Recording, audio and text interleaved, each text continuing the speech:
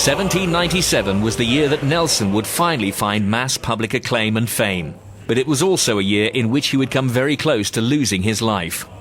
Under the command of Admiral Sir John Jervis and commanding the captain, Nelson finally had a clear opportunity to demonstrate what it was that singled him out as a truly exceptional naval officer. The Spanish fleet had put to sea from their home port of Cadiz, and Admiral Jervis was determined to bring them to battle.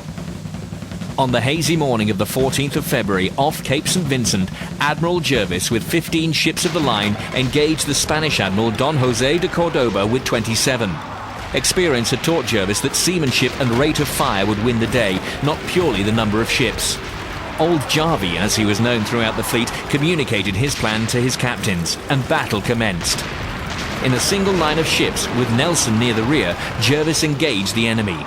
The British ships sailed into the wind, cut the Spanish line, and then turned to intercept the bulk of the enemy fleet heading away. As the order was for the line of British ships to follow in turn, Nelson realized that by the time the British line had finished this maneuver, there was a possibility that with the wind dropping, the Spanish would be able to escape, or worse still, renew their attack. On his own initiative, Nelson moved out of the British line in order to cut off the Spanish retreat.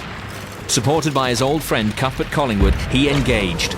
This maneuver was not according to the orders of Admiral Jervis. It was taken on Nelson's own initiative, something that would have been unthinkable to many other naval commanders, where following the strict letter of their orders was paramount.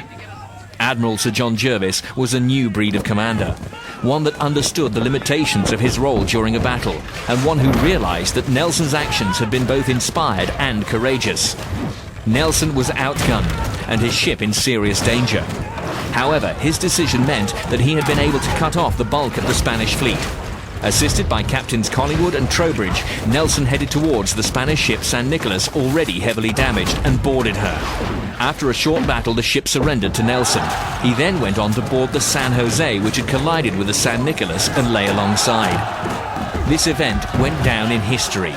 It was unprecedented for one enemy ship to be boarded by taking and crossing another. Partly due to Nelson's self-publicity, it became known as Nelson's Patent Bridge for boarding first rates. This battle galvanized Nelson's growing reputation with the British public. He became a hero. As a result of what became known as the Battle of Cape St Vincent, Admiral Jervis became Earl St Vincent, and Nelson received, amongst other honours, a knighthood.